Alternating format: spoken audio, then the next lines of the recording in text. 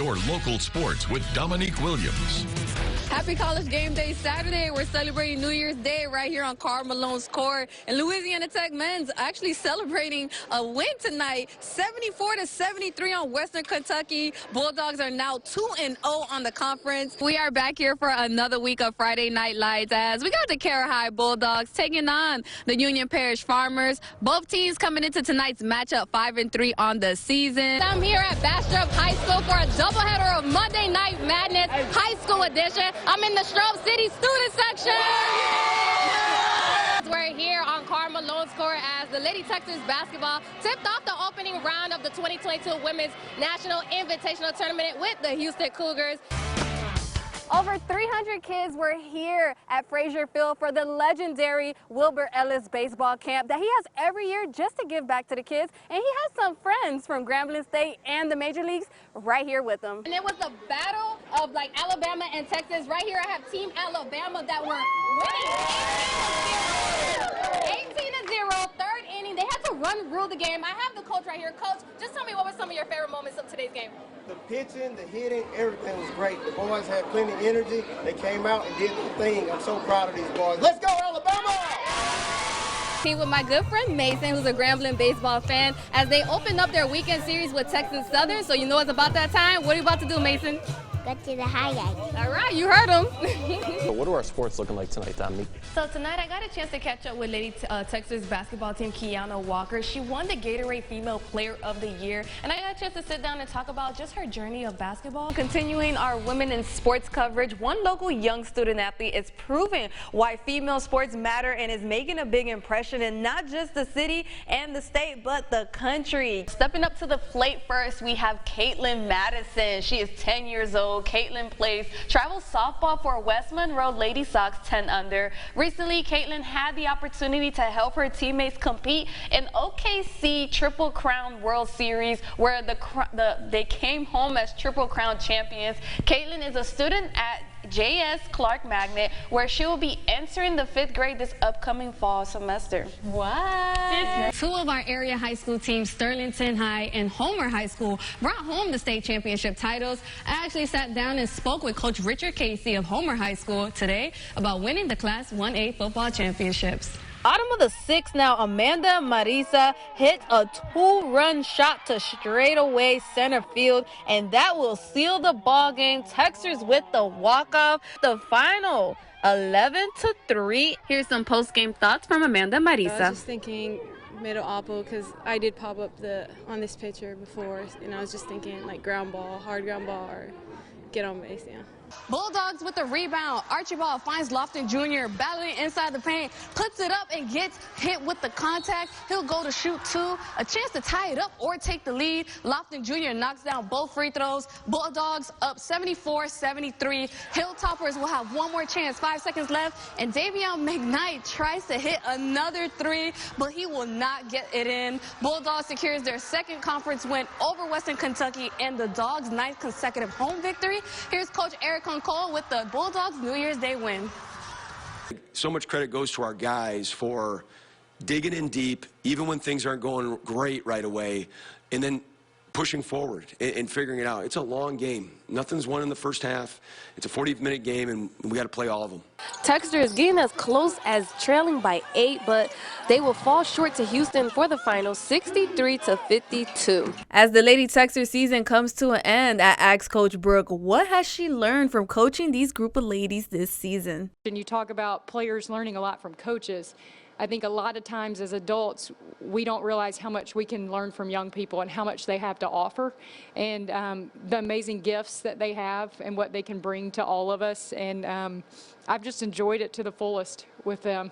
And just a couple weeks ago, Jordan Jackson signed his full-ride scholarship to further his academics and football career, but shortly after signing, things got a bit emotional. Continue my academic and athletic career at East Texas Baptist University. It's a big moment. I wish he could be here, but I know he's proud of me. Jordan Jackson's father passed away at the beginning of his senior season due to COVID-19. Jordan shares with us how he's been able to continue to go through his senior year, knowing his father won't be there cheering for him in the stands. Every day it's like it's not a very happy day. I try to not think about it too much because I've been living in a happy moment in my life. I try not to be sad too much and cry, so I just try to get better day by day, just think about the positive, you know, but sometimes it gets to me.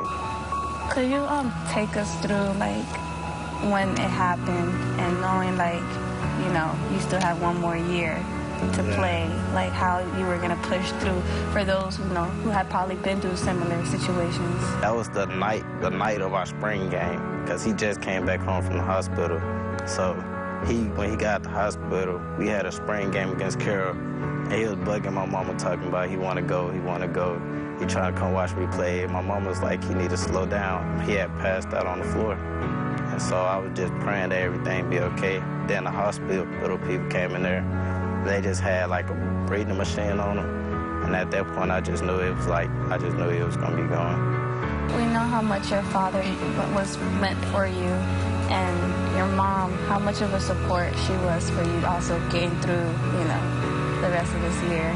Yeah, she was very supportive. You know, she tried to make everything seem the same, but she didn't want me to like just have to go through anything, make sure everything be the same if he was here. We have something that belongs to you. As Jordan looks at the portraits of his father, I asked him if his father was here today, what would he want to tell him?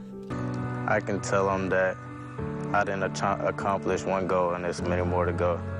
I'm gonna take care of my family and my mama. All right, it's the year of the Rebels as West Monroe High School baseball team won the LHSAA Class 5A state championships last month. We were able to catch up with West Monroe assistant baseball coach Brent Acord, who's an Ole Miss baseball player alum and played for the Rebels 25 years ago. Here's what he had to say about the new national champs bringing back the title to Oxford, where he once played. You know, excited for this coaching staff and these players. Incredible roster. Bunch of guys that came back for their final year, and to see them make that run. Being an alum living in Louisiana, you can imagine you catch a lot. So to be able to finally be around when they climb that mountain, it's exciting. And just tell me, how does it feel to see that your college program winning the national championship for the first time, and then West Monroe also winning in the high school that you're a part of? You know, like, how is that feeling? Incredible. You're the Rebels, I guess. Yeah, it's been a great year. I also got engaged this year, so I keep looking over my shoulder, wanting to know, you know, if this is the dream to win a 5A state championship and be a part of that, and then to watch your alma mater win the College World Series.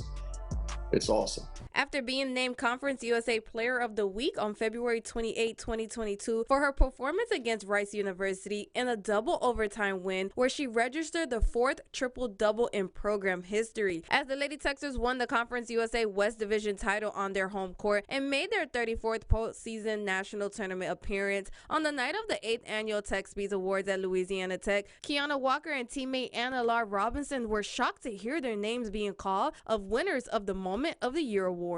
Well, at first I was kind of like sitting back because I just thought we weren't going to win it because bowling was winning everything.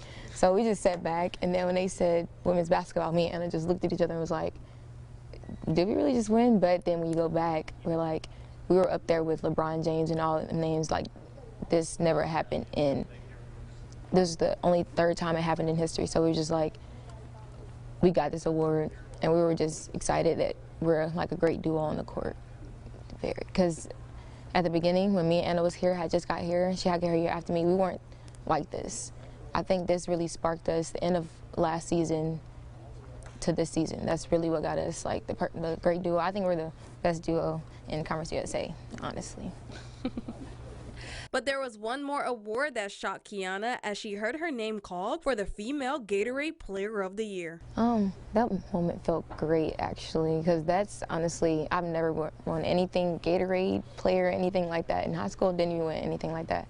So once they said my name for Gatorade Player of the Year, I was really excited. I already knew what I was going to say in my speech, because I knew I at least had to give one speech. So I already had one speech ready. So when I got up there, I thanked everybody that believed in me and all of that, and I was just excited to be there. When it's all said and done, Kiana already has in mind what she'll be doing after college. I know I want to play basketball after college. So if it's not WNBA draft, I'm going to go play overseas for at least 1 year and see how I like it. So I'm still going to be playing basketball after college. Kiana Walker will return for her senior season on the court later this fall for the 2022-23 season.